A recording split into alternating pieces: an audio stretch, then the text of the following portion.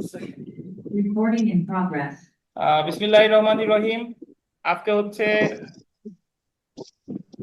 19শে November 2025। আমাদের Bangladesh bar council preliminary ব্যাচের সুনির্দিষ্ট প্রতীক আইনের দ্বিতীয় ক্লাস। আজকে আমরা আলোচনা করব চুক্তি অনুযায়ী সুনির্দিষ্ট কার্য সম্পাদন প্রসঙ্গে বা চুক্তির সুনির্দিষ্ট কার্য সম্পাদন of the specific performance of contract, ধারা 12 থেকে 30।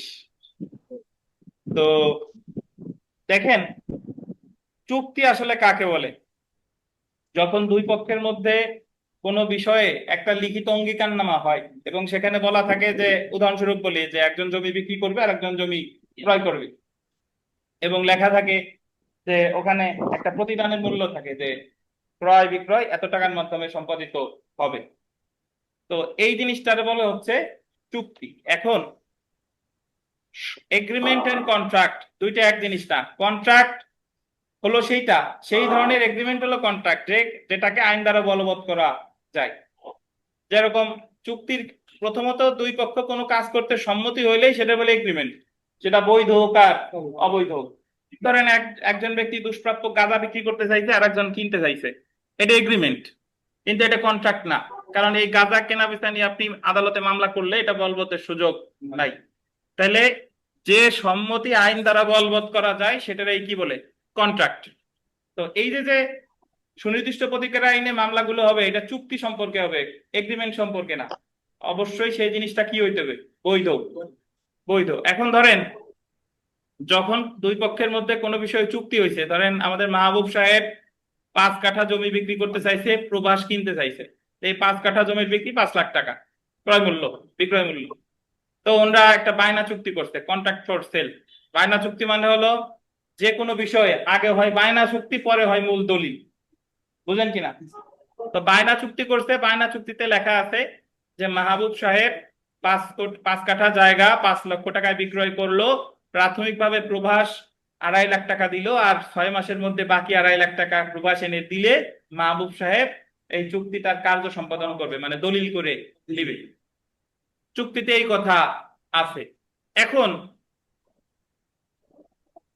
চুক্তি অনুসারে ভবিষ্যতে কোনো পক্ষ যদি কোনো শর্ত ভঙ্গ করে, ধরেন মাহবুব সাহেব 2 মাস পরে যায় বলতে পারে যে না প্রভাস, তোমার কাছে আমি জমি বিক্রি করব না।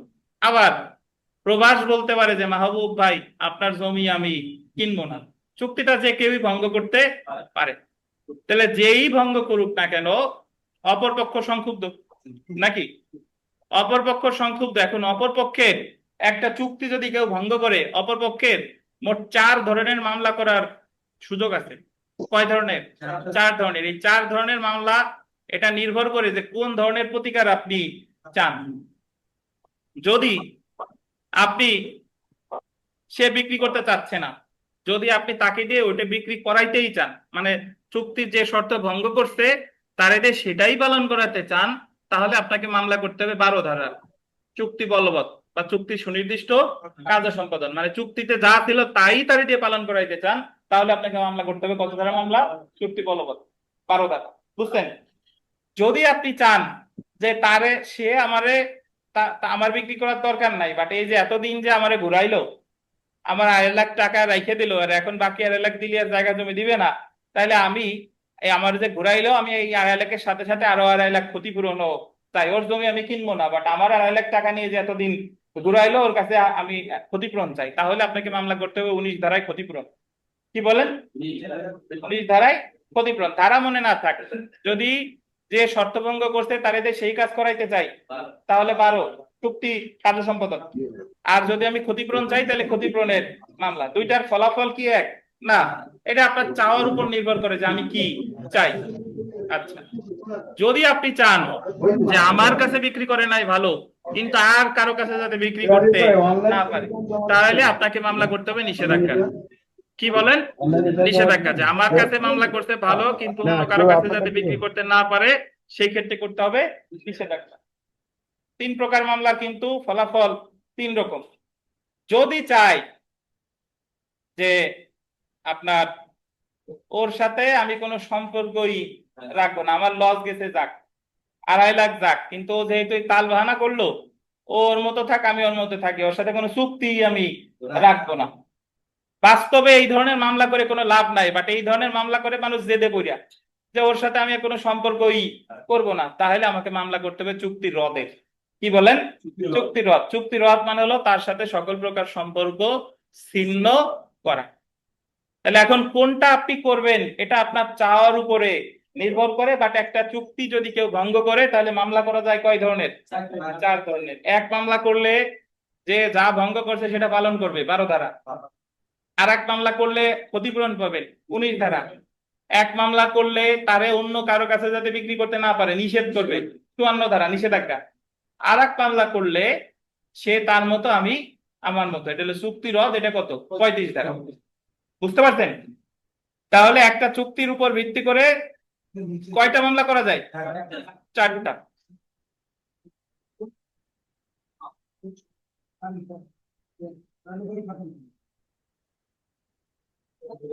মামলা করে 54 ধারায়। দিনেশ, আপনাদের সমস্যা কি জানেন? বলেন না। সমস্যা জানলে স্যার পড়তে আসবো কেন? সমস্যা হলো যখন আপনি এই জায়গায় আপনার পড়াইতে আসবো, তখন আপনার যদি আগে থেকে কিছু জানাও থাকে, মনে করবেন যে আগে থেকে আমি কিছু জানি না, ঠিক আছে? যদি আপনি আগে থেকে কিছু জানা থাকেন, সেই লেকচারের সাথে আমার কথা মিলান, তাহলে কিন্তু আপনার মাথায় কিছু ঢুকবে না। পড়াটা হলো পরে, আগে শুনবেন নিষেধাজ্ঞার মামলা 54 ধারায় করে, আর এরপরে বাদ বাকি কথা নিষেধাজ্ঞার অধ্যায়ে গিয়ে পড়বো। আচ্ছা, দেখেন, তাহলে যখন কোনো চুক্তি ভঙ্গ করা হয় তখন ক্ষতিগ্রস্ত পক্ষ নিম্নলিখিত এক বা একাধিক প্রতিকার প্রার্থনা করতে পারে। দেখেন, চুক্তি রদ, রেজিশন অফ দ্য কন্ট্রাক্ট, পাশে লেখেন ধারা 35। চুক্তি রদের মামলা কততে করে? 35। তারপরে দেখেন ক্ষতিপূরণের মকদ্দমা, সুট ফর ড্যামেজেস, ধারা কত? 19। তারপরে দেখেন নিষেধাজ্ঞার জন্য মকদ্দমা, সুট ফর অ্যান ইনজাংশন, পাশে লেখেন ধারা 54। আর চুক্তির সুনির্দিষ্ট কার্য সম্পাদনের মকদ্দমা, এটা লিখবেন, ধারা লিখবেন কত? 12। তাহলে আপনি জাস্ট এটা মনে রাখেন, আপনাদের কনসেপ্ট ক্লিয়ার করার জন্য এত কথা কেন বললাম, কারণ সামনে গিয়ে আপনার একটা ধারণা হবে যে কোন মামলা কোন সময় করবো, এটা অনেকেই বুঝেন না। চুক্তি সংক্রান্ত হইলে কোনো চুক্তি যদি কেউ ভঙ্গ করে কয় ধরনের মামলা করা যায়? 4 ধরনের মামলা করা যায়। এখন 12 থেকে 30 পর্যন্ত যে অধ্যায়টা, এই অধ্যায়টা অ্যাকচুয়ালি আলোচনা করছে চুক্তি প্রবল, চুক্তি বলবৎ, চুক্তি সুনির্দিষ্ট কার্য সম্পাদন, চুক্তি প্রতিপালন, একই কথা, বাট ইংরেজিতে বলে স্পেসিফিক পারফরমেন্স অফ কন্ট্রাক্ট।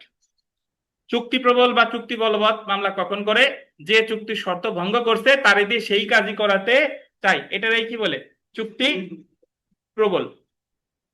এখন আমরা চলে আসি, দেখেন যে যে সকল চুক্তি সুনির্দিষ্টভাবে বলবৎ করা যেতে পারে। এখন কথা হলো যে দুইজনের মধ্যে একটা চুক্তি থাকলেই কি আদালত সবসময় কি তারা চুক্তির কাজ করাইতে বাধ্য করবে কিনা? না, সবসময় করবে না। কোন কোন ক্ষেত্রে একটা চুক্তি সুনির্দিষ্টভাবে বলবৎ যোগ্য, এটা বলছে 12 ধারা। কত ধারা? 12 ধারা। আর কোন কোন ক্ষেত্রে একটা চুক্তি সুনির্দিষ্টভাবে বলবৎ যোগ্য নয়, এটা বলছে 21 ধারা। কত বলেন? কোন কোন ক্ষেত্রে বলবৎ যোগ্য, মানে একটা চুক্তিতে যদি এই ঘটনা ঘটে তাহলে প্রতিপক্ষরে বলবে যে তুমি এটা অবশ্যই করবা, এটা হলো 12।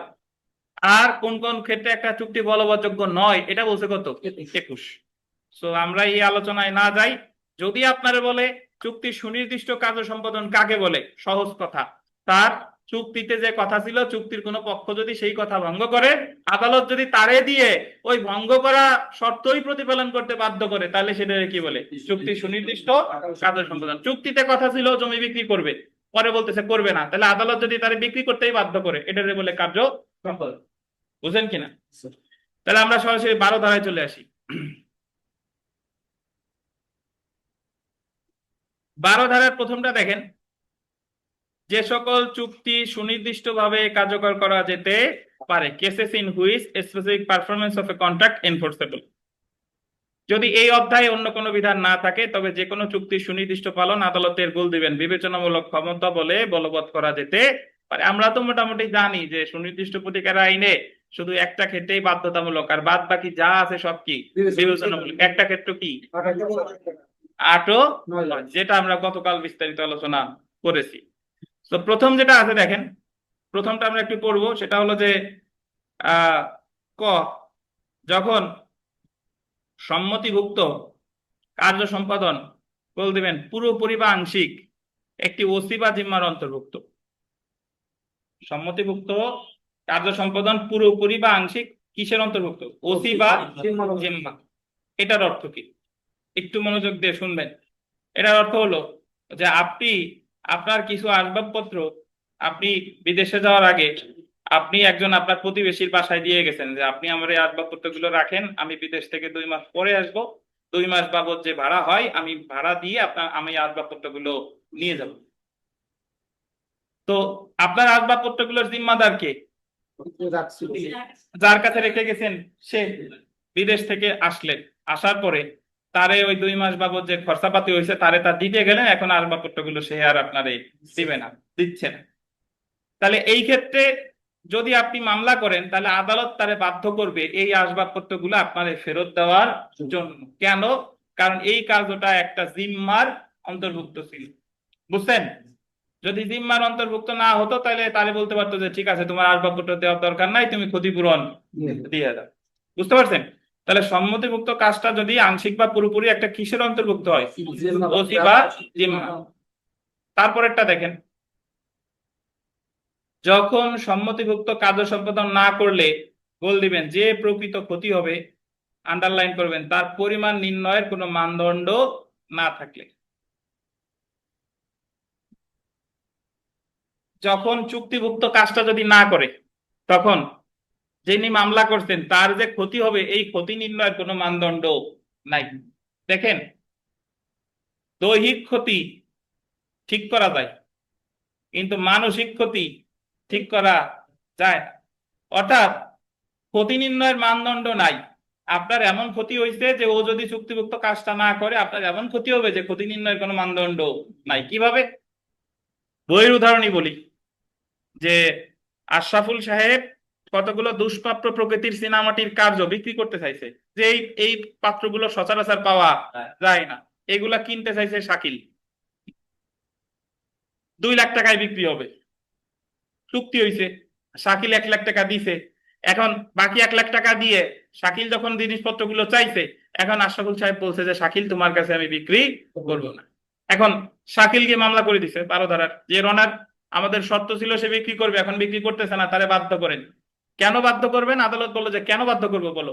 শাকিল বলতেছে যে রনার এই জায়গা আমার যে ক্ষতি হবে এই ক্ষতি নির্ণয়ের কোনো মানদণ্ড নাই, যদিও জিনিসটার মূল্য 2 লাখ, বাট এই জায়গায় আমার যদি সে 10 লাখও দেয় আমি তো এই দুষ্প্রাপ্য সিনেমাটির পাত্র অন্য কোনো জায়গায় তো এই মুহূর্তে পাবো না, সো আমার তো এই ক্ষতি নির্ণয় করা যাবে না। সো তারে বলেন এই জিনিসগুলো কি করতে? বিক্রি করতে। বুঝতে পারছেন? তাহলে যদি সম্মতিভুক্ত কাজটি কিসের অন্তর্ভুক্ত হয়? ওসি বা জিম্মার। তারপরে যদি প্রকৃত ক্ষতি নির্ণয়ের কি না থাকে? মানদণ্ড না থাকে। তারপরে যদি আমরা আসি 3 নাম্বার, 3 নাম্বারে দেখেন গতে আর কি, যখন সম্মতিভুক্ত কাজটি এমন হয় যে তার সম্পাদন না করলে, আন্ডারলাইন করবেন, আর্থিক ক্ষতিপূরণের মাধ্যমে পর্যাপ্ত প্রতিকার লাভ করা যায় না। মানে সম্মতিভুক্ত কাজটা মানে দুইজনে মিলে এমন চুক্তি করছেন, ওই চুক্তিভুক্ত কাজটা যদি না করে তাহলে আপনার যে ক্ষতি হলো এটা অর্থ দ্বারা পূরণ করা সম্ভব না। ক্ষতি তো হয়েছে, যদি না করেন তাহলে যে ক্ষতি হয়েছে এটা অর্থ দ্বারা পূরণ করা সম্ভব না। এখন pecuniary compensation for its non performance would not afford adequate relief, মানে অর্থ দ্বারা পর্যাপ্ত প্রতিকার পাওয়া সম্ভব না। এখন অর্থ দ্বারা পর্যাপ্ত প্রতিকার কিভাবে পাওয়া সম্ভব না, এইগুলো আসলে নির্ভর করে যে কতগুলো উদাহরণ যদি এইভাবে বলি। ধরেন আগেরটা ছিল অস্থাবর সম্পত্তি কিন্তু কি প্রকৃতির? দুষ্প্রাপ্য। আর এটা হলো স্থাবর সম্পত্তি। আমাদের লুৎফর সাহেব ওনার গুলশান 2-এ 10 তলা বিল্ডিং সহ গুলশান গোল চত্বরে ওনার একটা বাড়ি আছে। এখন এই বাড়ি উনি 200 কোটি টাকায় বিক্রি করতে চাইছে আমাদের দিনেশের কাছে। বায়না চুক্তি হলো। এখন দিনেশ বাকি টাকা নিয়ে লুৎফর সাহেবরে বলছে যে লুৎফর এখন দলিল করে দাও। এখন লুৎফর বলতেছে যে দিনেশ তোমার কাছে আমি এই জমি বিক্রি করবো না। এখন দিনেশ মামলা করে দিছে 12 ধারার, যে রনার তারে এই জমি বিক্রি করতে বাধ্য করেন। কেন বাধ্য করেন? দিনেশ বলতেছে যে রনার এই জায়গা আমার যে ক্ষতি হয়েছে, 2 নাম্বার পয়েন্টটা, ক্ষতি নির্ণয়ের কোনো মানদণ্ড নাই। এক, কারণ এই বাড়ি আমি আর কোনো জায়গা পাবো না। 3 নাম্বারে গতে যেটা বলবে দিনেশ, যে এই জায়গা আমার যে ক্ষতি হয়েছে সে যদি আমার 1000 কোটি টাকাও দেয় এই ক্ষতি অর্থ দ্বারা পূরণ করা সম্ভব নয়। কারণ আমি এই পৃথিবীতে গুলশানের জায়গা একটাই আছে, এর চেয়ে ভালো আছে, এর চেয়ে খারাপ আছে, বাট এক্সাক্ট এই টাইপের জায়গা আর নাই। সো টাকা দিয়ে তো আমি এই জায়গা আর কোথাও পাবো না। সো এই ক্ষেত্রে আমার অর্থ দ্বারা ক্ষতিপূরণ করা কি সম্ভব না, সম্ভব না। তাহলে এই ক্ষেত্রেও আদালত লুৎফর সাহেবরে বলতে পারে কি করতে, বাধ্য করতে পারে, কিসের জন্য, বিক্রি। তাহলে 1 নম্বরে পেলাম ওসি বা জিম্মার অন্তর্ভুক্ত, 2 নম্বরে পেলাম ক্ষতি নির্ণয়ের মানদণ্ড নেই, 3 নম্বরে পেলাম আর্থিক ক্ষতিপূরণের মাধ্যমে পর্যাপ্ত প্রতিকার কি লাভ করা যায় না। আমরা চলে আসি 4 নাম্বার। যখন এমন সম্ভাবনা থাকে যে সম্মতিভুক্ত কার্য সম্পাদন না করার জন্য আর্থিক ক্ষতিপূরণ পাওয়া যাবে না, কখনো কখনো এমন পরিস্থিতির সৃষ্টি হয় যে যদি ওই কাজটা না করে তাহলে আর্থিক ক্ষতিপূরণ পাওয়ার কোনো সম্ভাবনাই নাই। এখন যদি বলেন যে স্যার আর্থিক ক্ষতিপূরণ পাওয়ার সম্ভাবনা আছে নাকি নাই, এটা আমি কিভাবে বুঝবো? এটা বোঝার সঠিক নিয়ম হচ্ছে যে এরকম, যে ধরেন একজন ব্যক্তি, ওই যে লুৎফর সাহেব, সবাই ফোন সাইলেন্ট করেন তো। লুৎফর সাহেব চুক্তি করতে চাইছে, মানে ওই যে ওই সেম উদাহরণ ধরি যে 200 কোটি টাকায় বিক্রি করতে চাইছে। এখন ইতিমধ্যে দিনেশ মামলা করে দিছে যে লুৎফর সাহেব বিক্রি করতেছে, এখন আর বিক্রি করতেছে না। এখন দিনেশ দেখাইতে পারে যে ওনার এই বাড়ি যদি লুৎফর সাহেব আমার কাছে বিক্রি না করে তাহলে আমার তো আর কোনো অর্থ পাওয়ার সম্ভাবনা নাই। আদালত বললে কেন অর্থ পাওয়ার সম্ভাবনা নাই? কারণ লুৎফর সাহেবের তো এই বাড়ি ছাড়া আর কিছু নাই, সে দেউলিয়া হয়ে গেছে, শুধু এই মামলার বিষয়বস্তুই আছে, আর কিছু নাই। তার মানে আমার আর্থিক ক্ষতিপূরণ পাওয়ারও কোনো সম্ভাবনা নাই। তাহলে সেই ক্ষেত্রেও আদালত লুৎফর সাহেবরে এই জমি বিক্রি করতে কি বাধ্য করতে পারে। তো এই জায়গা নিয়ে অনেক উদাহরণ আছে, বাট মূল থিম যদি আপনি বুঝেন তাহলে জিনিসটা সোজা। ওসি বা জিম্মার অন্তর্ভুক্ত 1, ক্ষতি নির্ণয়ের মানদণ্ড নাই, 2, আর্থিক ক্ষতিপূরণ দ্বারা পর্যাপ্ত প্রতিকার পাওয়া সম্ভব না, নাই, 3, আর যে ক্ষেত্রে আর্থিক ক্ষতিপূরণ পাওয়ার কোনো সম্ভাবনা নাই। এটা কত? 4। এই 4টা ক্ষেত্রে আদালত একটা চুক্তি সুনির্দিষ্টভাবে বলবতের আদেশ দিতে পারে। বুঝছেন? এই 4টা ভালোভাবে পড়বেন, নতুন বইতে অনেক ব্যাখ্যা টাখ্যা আছে, এগুলা বেশ সময় সাপেক্ষ ব্যাপার, পড়তে গেলে হবে না। মূল জিনিস এইগুলাই, আমি যা বুঝাইলাম তাই। এখন যে জিনিসটা আমার মনে রাখতে হবে সেটা হলো,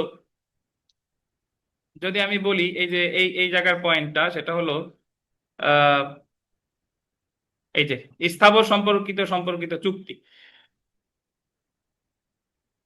1168 পেজ বের করে নতুন বইয়ের।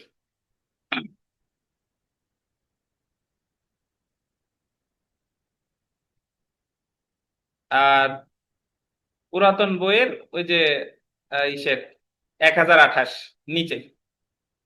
তো এখানে যে বিষয়টা, মানে আপনি কিভাবে বুঝবে, আদালত কিভাবে বুঝবে যে এটা এই যে যে ক্ষতি নির্ণয়ের মানদণ্ড আছে কি নাই, বা অর্থ দ্বারা ক্ষতিপূরণ করা সম্ভব সম্ভব কিনা, এটা আদালত কিভাবে বুঝবে?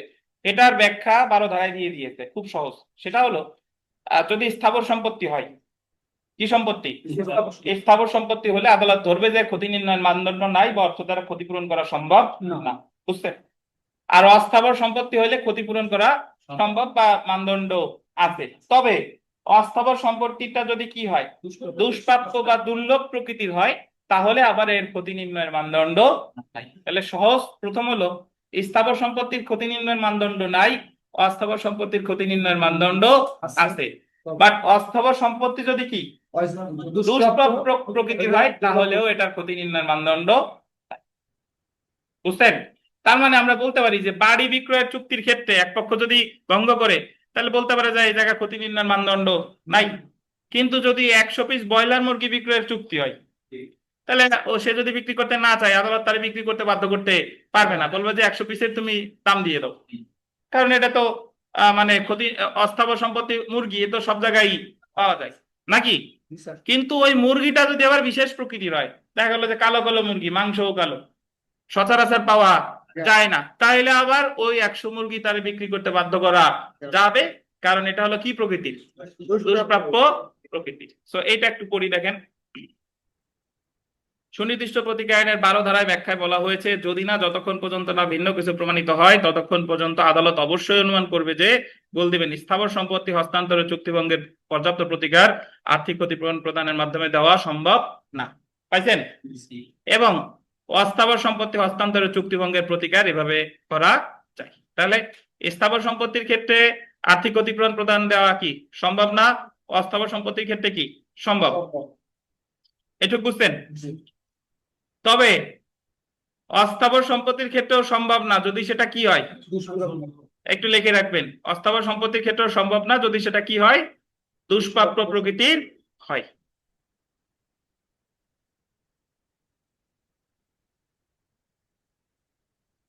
তারপরে 1169 পেজের লাস্টে চলে আসেন যে চুক্তির সুনির্দিষ্ট প্রতিপালনের মামলায় বাদী যে সকল বিষয় প্রমাণ করবে। পাইছেন? বাদী যে সকল বিষয় প্রমাণ করবে। পাইছেন?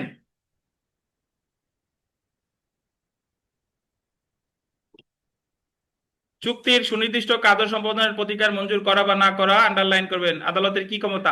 বিবেচনামূলক ক্ষমতা।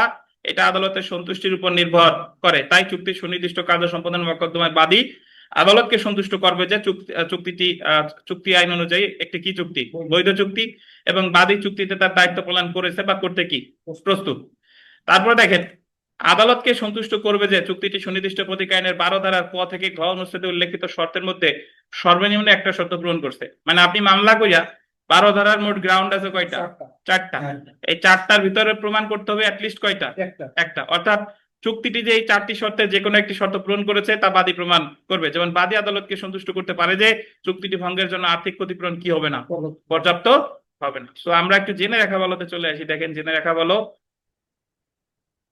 যে সকল ক্ষেত্রে চুক্তি সুনির্দিষ্ট কার্য সম্পাদন করা যায় সেটা 12 ধারা, এবং যে সকল ক্ষেত্রে চুক্তি সুনির্দিষ্ট কার্য সম্পাদন বলবৎযোগ্য না সেটা কত? 21 ধারায়। 12 ধারার ক্ষেত্রে কয়টা ক্ষেত্র? 4টি।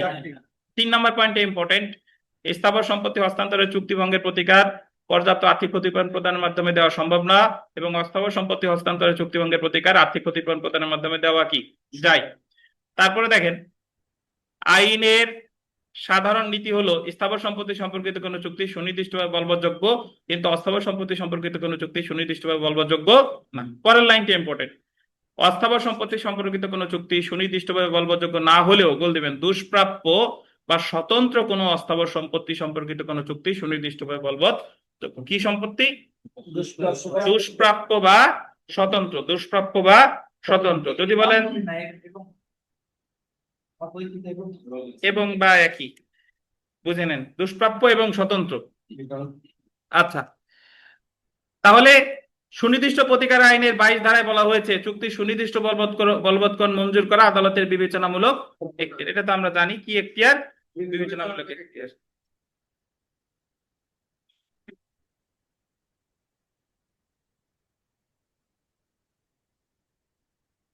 বুঝছেন?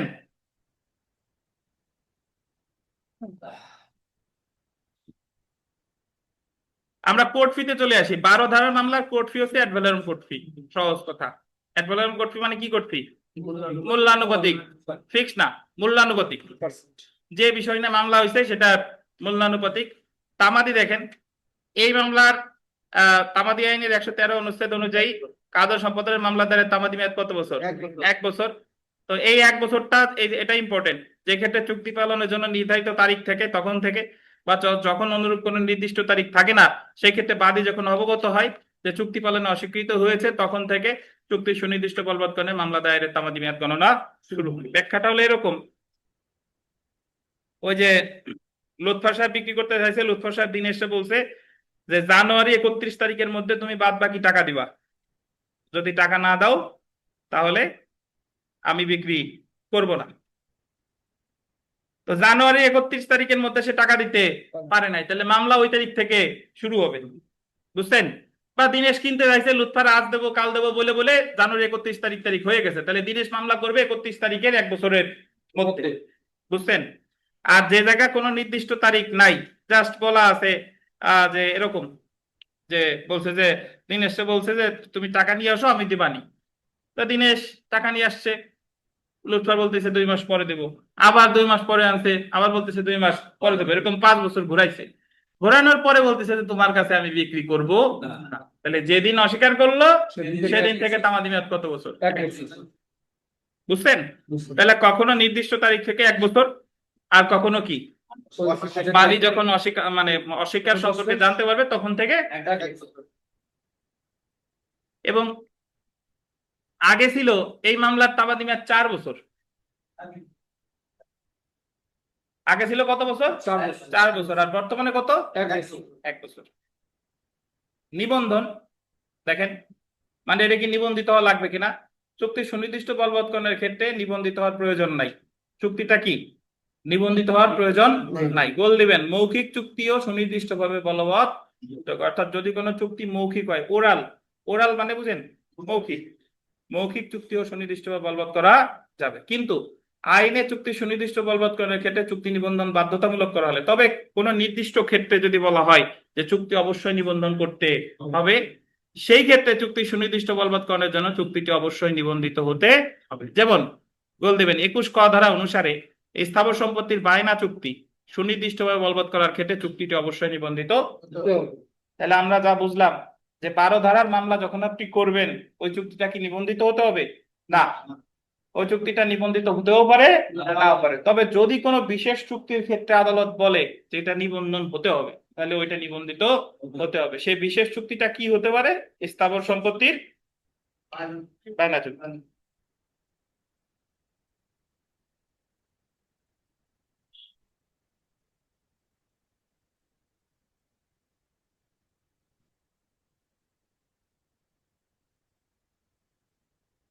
বিগত বছর প্রশ্ন দেখেন,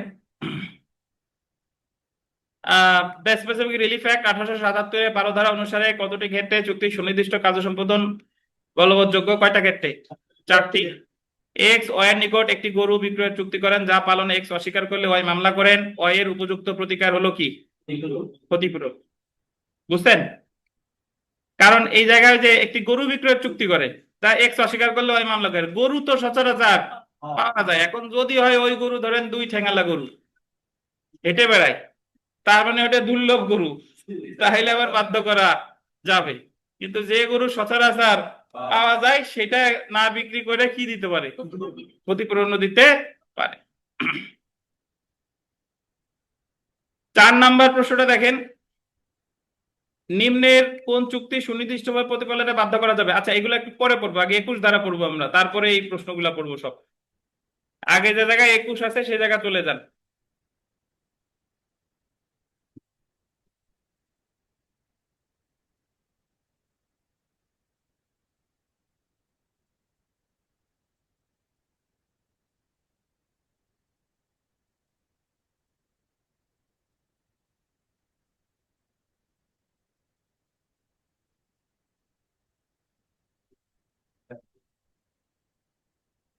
তো আমাদের নামাজের বিরতি, নামাজ শেষে বাকিটা শুরু করবো ইনশাল্লাহ। লাইন কেটে যাবে, নতুন লিঙ্ক দিব, আমাদের জুমটা রিনিউ করতে হবে, যে জন্য 40 মিনিট পর কেটে যায়। নতুন লিঙ্ক দিলে সবাই জয়েন করবেন।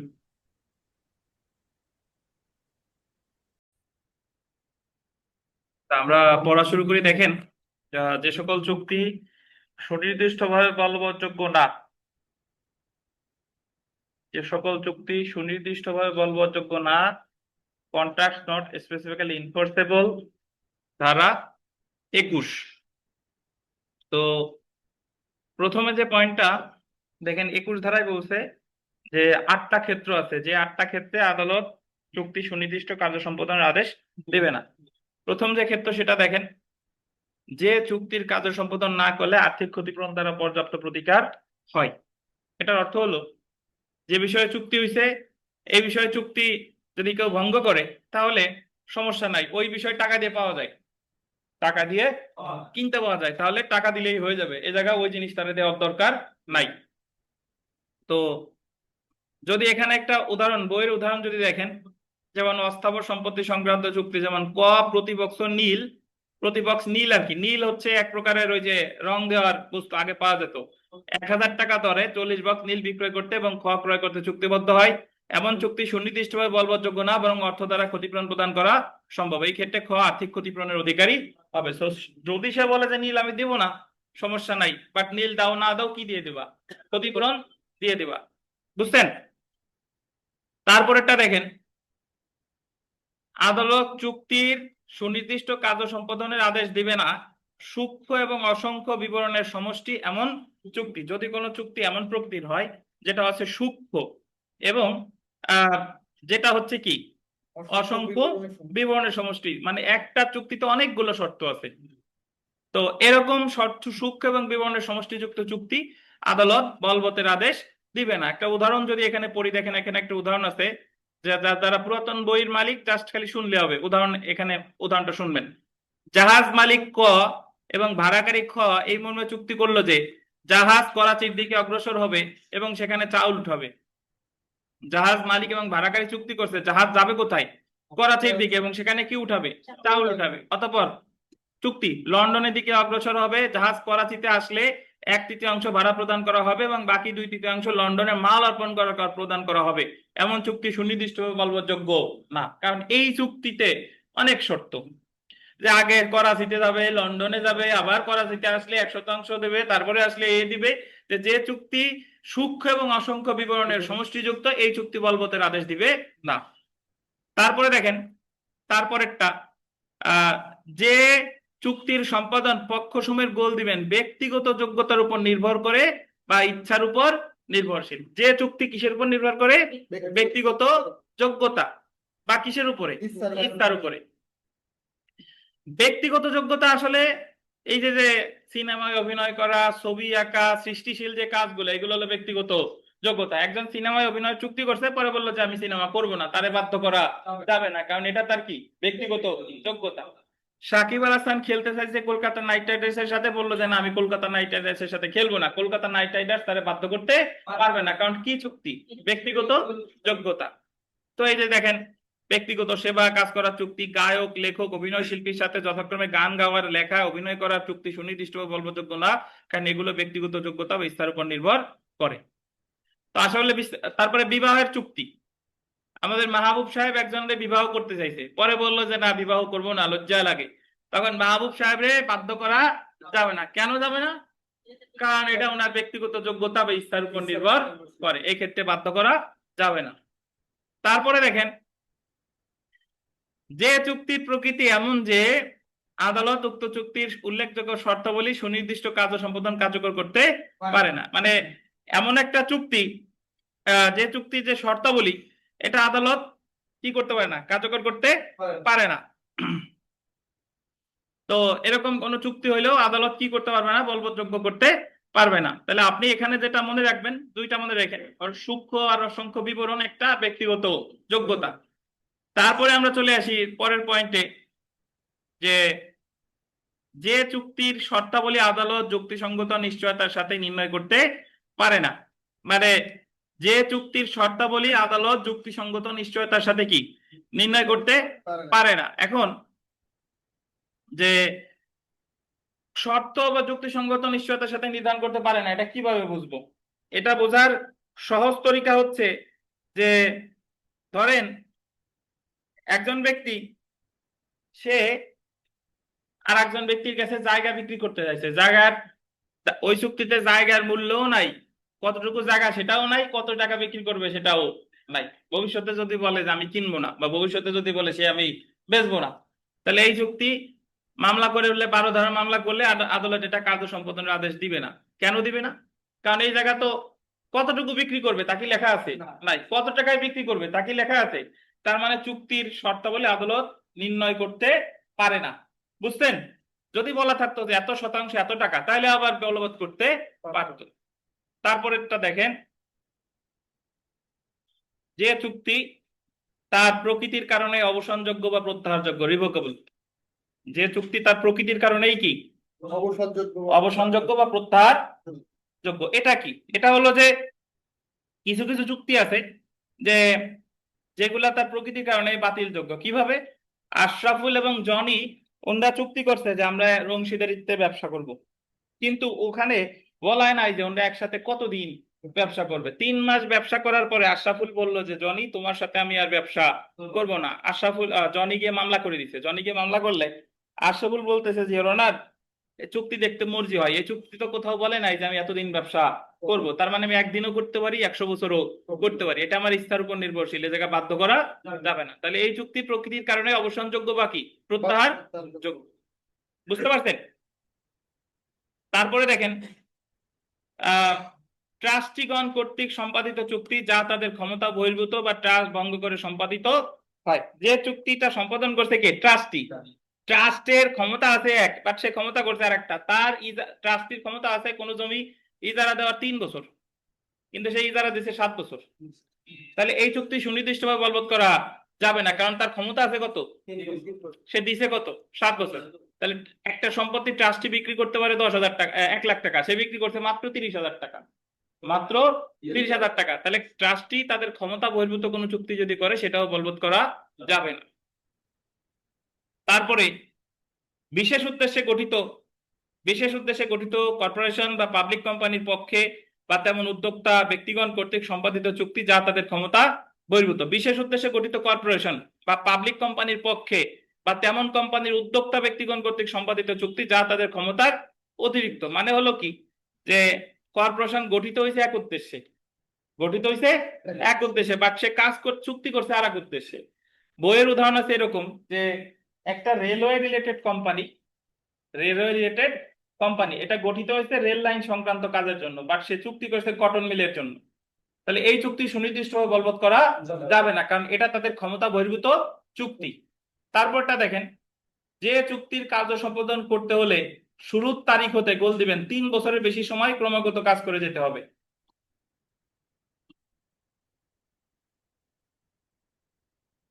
যে চুক্তির কার্য সম্পাদন করতে হলে কত বছর বেশি সময় কাজ করে যেতে হবে? 3 বছরের বেশি সময়। ধরেন পদ্মা সেতুর কাজ করতে চাইছে চায়নার যে কোম্পানি, তারা পদ্মা সেতু করতে দেন 10 বছর লাগবে, চুক্তিতে আছে 10 বছরের মধ্যে আমরা কাজ করে দিব। 2 বছর করার পর তারা যদি বলে যে আমরা বাংলাদেশ সরকারের সাথে পদ্মা সেতু রিলেটেড কোনো প্রকল্পের কাজ করব না, বাংলাদেশ সরকার যদি মামলা করে, তাহলে তাদের বাধ্য করতে পারবে না, কারণ এই চুক্তি সম্পাদন করতে অনবরত 3 বছরের বেশি সময় কাজ করা লাগবে। বুঝছেন? তারপর একটা দেখেন, যে চুক্তির বিষয়বস্তুর উল্লেখযোগ্য অংশ উভয় পক্ষ বর্তমান ধরে নিলেও চুক্তি স্বাক্ষরিত হওয়ার আগেই তার বিলুপ্ত ঘটেছে। মানে এরকম বিষয়টা, যে যখন তারা চুক্তি করতে রাজি হয়েছিল তখন ওটার বিষয়বস্তু ছিল, কিন্তু চুক্তি স্বাক্ষরিত হওয়ার আগেই সেটা বিলুপ্ত হয়ে গেছে। কিভাবে? আশরাফুল সাহেব একটা জাহাজ বিক্রি করতে চাইছে, কিনতে চাইছে আজাদ সাহেব। এখন আশরাফুল সাহেব যখন বিক্রি করতে চাইছে, উনিও আজাদ সাহেব দুজনই বাংলাদেশে, বাট জাহাজটা আছে ভারতীয় মহাসাগরে। এখন যখন ওনারা কেনা বেচার কথা বলছে, কিন্তু তার আগেই ওই জাহাজটা ডুবে গেছে। তাহলে জাহাজ ডুবে যাওয়ার পরে ওনারা এই চুক্তি সুনির্দিষ্ট কার্য সম্পাদন করা যাবে না, কারণ যখন তারা উভয় পক্ষ বর্তমান ধরে নিলেও চুক্তি স্বাক্ষরিত হওয়ার আগেই সেটা কি হয়ে গেছে?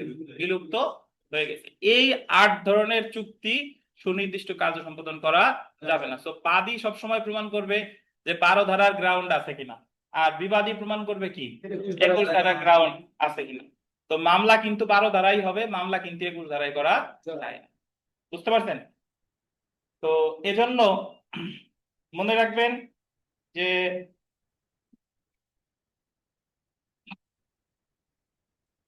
21 ধারায় কয় শ্রেণী চুক্তি সুনির্দিষ্টভাবে বলবৎ করা যায় না? 8 শ্রেণী। আর 12 ধারায় কয় শ্রেণী? 4 শ্রেণী।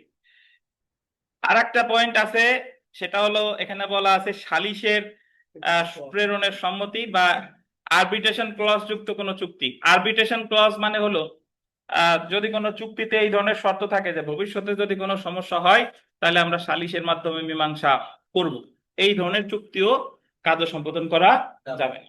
বুঝছেন?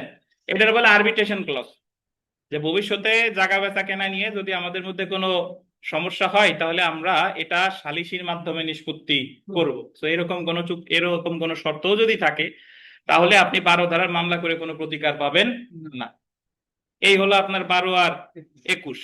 এখন আমরা 12 ধারায় চলে যাই। 12 ধারায় যে জায়গা ছিলাম ওই জায়গা যাই, ওই জায়গার কতগুলো উদাহরণ আছে, উদাহরণগুলো পড়বো।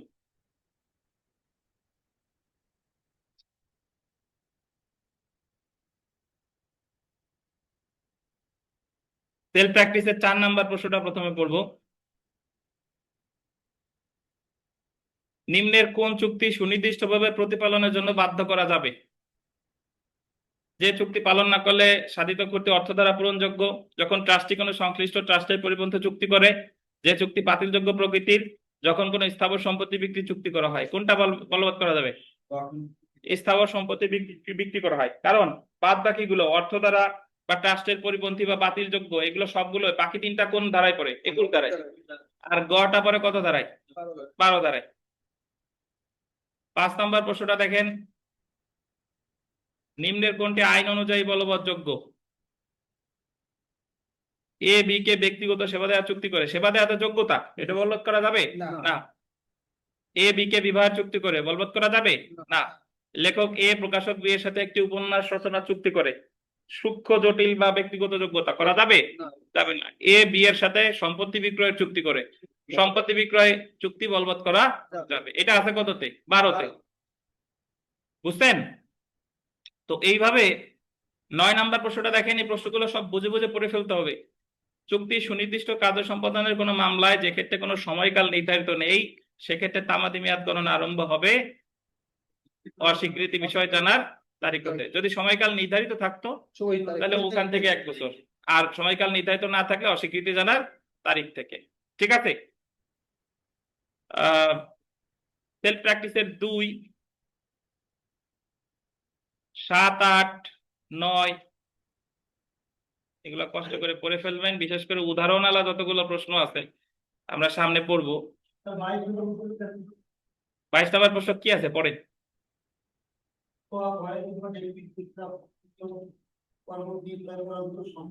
হ্যাঁ হ্যাঁ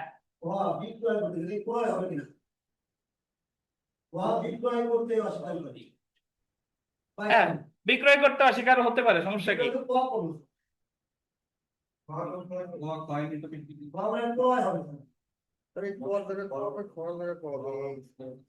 যে বি একজন মৃত চিত্রকর একটি চিত্র, এটা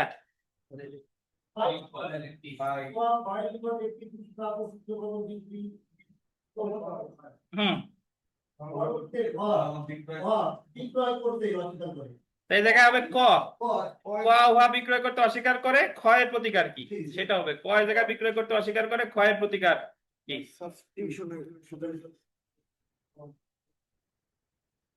বুঝছেন?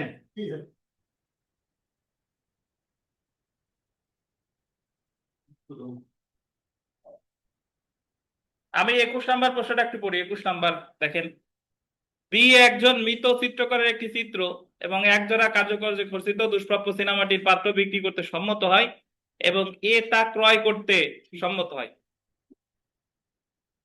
পরবর্তীতে বি উক্ত পাত্র বিক্রয় করতে কি করে? অস্বীকার করে। তাহলে এ এর প্রতিকার কি? এ বি কে চুক্তি সুনির্দিষ্ট বাস্তবায়নে বাধ্য করতে পারে। কেন পারে?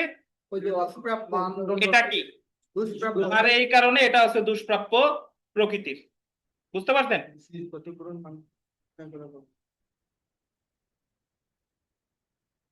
22 নাম্বার প্রশ্নটা ওই যে আজাদ সাহেব যেটা মাত্র বললেন, যে ক ক্ষয়ের নিকট একটি দুষ্প্রাপ্য চিত্রকর্ম বিক্রির জন্য সম্মত হয়, পরবর্তীতে খ উহা বিক্রয় করতে অস্বীকার করে। এটা হবে ক উহা বিক্রয় করতে অস্বীকার করে, ক্ষয়ের প্রতিকার কি?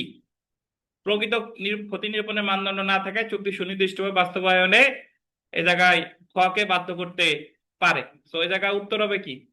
ক কে বাধ্য করতে পারে।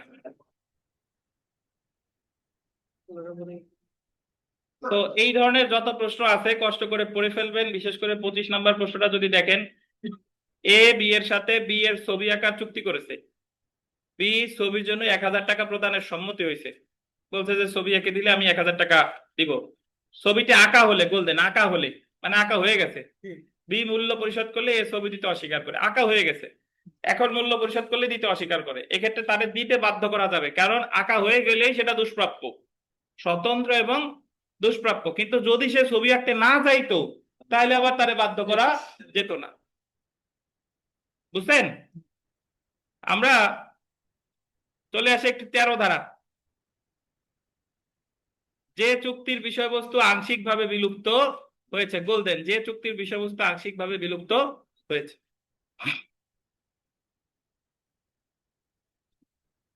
দেখেন, চুক্তি আইনের 56 ধারায় বলা হয়েছে, চুক্তি সম্পাদনের সময় চুক্তির বিষয়বস্তু বিদ্যমান থাকলেও যদি চুক্তি বাস্তবায়নের সময় চুক্তির বিষয়বস্তু বিলুপ্ত হয় তাহলে উক্ত চুক্তিটি বাস্তবায়ন করা সম্ভব না। এটার অর্থ কি? ধরেন মাহবুব সাহেব একটা বাড়ি বিক্রি করতে চাইছে 10 লাখ টাকায়, প্রভাস কিনতে চাইছে। ওনাদের প্রবাস 5 লক্ষ টাকা দিছে, আর 1 মাসের মধ্যে 5 লক্ষ টাকা দিলে জমি মানে দলিল করে দিবে। যেদিন দলিল করবে তার আগের দিন ঘূর্ণিঝড়ে বাড়িটা ধ্বংস হয়ে গেছে। তাহলে এই ক্ষেত্রে মাহবুব সাহেবের তো দায় নাই, প্রভাসেরও দায় নাই। তাহলে চুক্তি আইনে 56 ধারা অনুসারে এই চুক্তি বলবৎ করা সম্ভব না, এই চুক্তি বাস্তবায়ন করা সম্ভব না। চুক্তি আইনের কত ধারায়? 56 ধারায়। বাট সুনির্দিষ্ট প্রতিকার আইনের 13 ধারায় এই চুক্তির আংশিক বাস্তবায়ন সম্ভব, বা ক্রয় মূল্য পরিশোধে বাধ্য করা যাবে, ক্ষতিপূরণ বা ক্রয় মূল্য পরিশোধে বাধ্য করা যাবে। মাহবুব সাহেব প্রবাসের বিরুদ্ধে মামলা করতে পারে যে তুমি বাকি 5 লাখ টাকা দাও, নাইলে আমার ক্ষতিপূরণ দাও, ঘূর্ণিঝড় তার আমি দায়ী কে আনি নাই। তো চুক্তি আইনের 56 ধারায় এটা সম্ভব না, এটা সম্ভব কোথায়? সুনির্দিষ্ট প্রতিকার আইনের কত ধারায়? 13 ধারায়। কিন্তু সুনির্দিষ্ট প্রতিকার আইনের 13 ধারায় বলা হয়েছে চুক্তি অনুযায়ী কার্য সম্পাদনের সময় তা আংশিকভাবে বিলুপ্ত হওয়ার কারণে চুক্তি অনুসারে কার্য সম্পাদন পুরোপুরি কি হবে না? অসম্ভব হবে না। অর্থাৎ কোনো প্রতিকার থাকলে তার মাধ্যমে চুক্তিটি বাস্তবায়ন করা যেতে পারে, যেমন আর্থিক ক্ষতিপূরণ মঞ্জুর করে বা ক্রয় মূল্য কি পরিশোধ করে। তো এখানে একটা উদাহরণ আছে ভিভিআই, যদি একটু বলি, তাহলে যদি বলে যে চুক্তি আইনের 56 ধারার ব্যতিক্রম কত ধারা? সুনির্দিষ্ট প্রতিকার আইনের কত ধারা? 13 ধারা। ক একটি বাড়ি 1 লক্ষ টাকায় ক্ষয়ের নিকট বিক্রয় করতে চুক্তি করে, পরদিন ঘূর্ণিঝড়ে বাড়িটি ধ্বংস হয়ে যায়। এক্ষেত্রে নিম্নের কোনটি সঠিক? ক বিক্রি করছে, খ কিনতে চাইছে, কিন্তু ঘূর্ণিঝড়ে বাড়িটা কি হয়ে গেছে? ধ্বংস হয়ে গেছে। উত্তর হলো খকে ক্রয় মূল্য পরিশোধে বাধ্য করা যাবে, কিন্তু চুক্তি আইনের কত ধারা অনুসারে এটা চুক্তি আইনের 56 ধারা অনুসারে এটা পসিবল না। বাট এটা পসিবল কোন আইনের কোন ধারা অনুসারে? সুনির্দিষ্ট প্রতিকার আইনের 13 ধারা অনুসারে। বুঝতে পারছেন?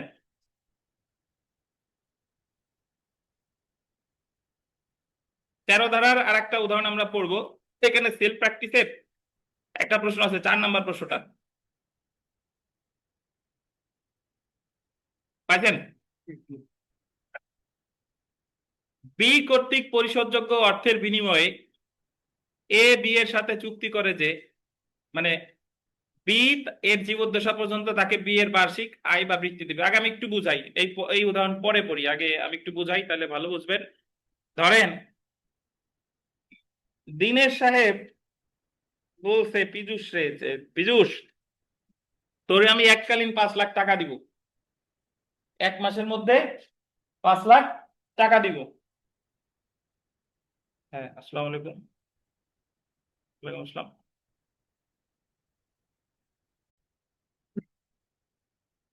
আচ্ছা, তাহলে এখানে দেখেন আমি যে কথা বলতেছিলাম যে কার নাম নিয়েছিলাম? দিনেশ সাহেব। দিনেশ সাহেব বলছে যে পীযুষ তোরে আমি 5 লাখ টাকা দিব, 1 মাসের মধ্যে 5 লাখ টাকা দিব। চুক্তিটা কবে করতেছে? আজকে। চুক্তিতে লেখা আছে যে 1 মাসের মধ্যে 5 লক্ষ টাকা দিনেশ দিবে কাকে? পীযুষকে। বিনিময়ে দিনেশ যত বছর বেঁচে থাকবে তত বছর পীযুষ দিনেশকে 50,000 করে টাকা দিবে বছরে। বুঝলেন কিনা? চুক্তি হয়েছে যে দিনেশ এককালীন দিবে কত টাকা? 5 লাখ। আর দিনেশ যত বছর বেঁচে থাকবে তত বছর পীযুষ দিনেশকে দিবে কত করে? দিনেশ যদি 1 বছর বেঁচে থাকে 50,000, পীযুষের কিছু দেওয়া লাগলো না। কিন্তু দিনের যদি 20 বছর বেঁচে থাকে তাহলে 20 বছর প্রতি বছর করে 50,000 করে দেওয়া লাগবে। চুক্তিতে এই শর্ত হলো। আজকে ধরেন চুক্তিটা হয়েছে, তাহলে দিনেশ 5 লাখ দিবে কত দিনের মধ্যে? 1 মাস। আর দিনের যত বছর বেঁচে থাকবে তত বছর পীযুষ দিবে কত করে? 50,000।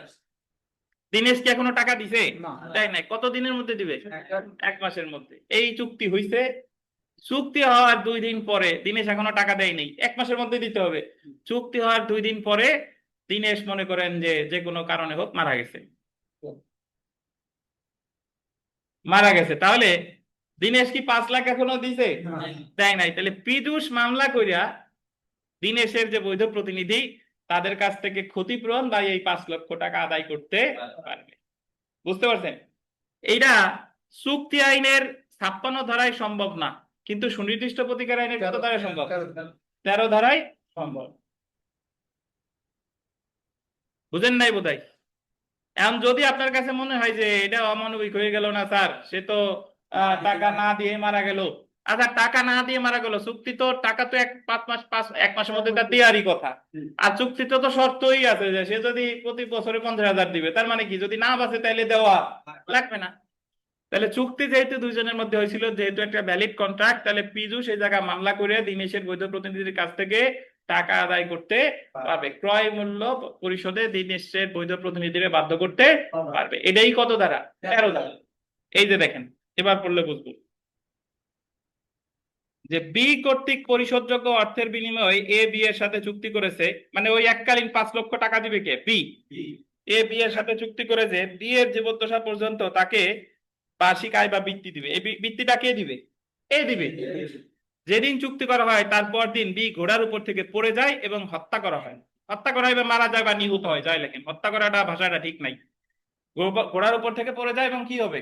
মারা যায় বা নিহত হয়। তো এই ক্ষেত্রে বি এর বৈধ প্রতিনিধিদের উক্ত অর্থ পরিশোধে কি করা যেতে পারে? বাধ্য করা যেতে পারে। কত ধারায়? 13 ধারায়। বুঝছেন? তাহলে সুনির্দিষ্ট প্রতিকার আইনের 13 ধারা কত ধারার ব্যতিক্রম? চুক্তি আইনের 56 ধারার ব্যতিক্রম। এখন আমরা 14, 15, 16 ধারা পড়বো। তার আগে আপনাদের একটা এডিশনাল নোট দেবো, একটু অপেক্ষা করেন।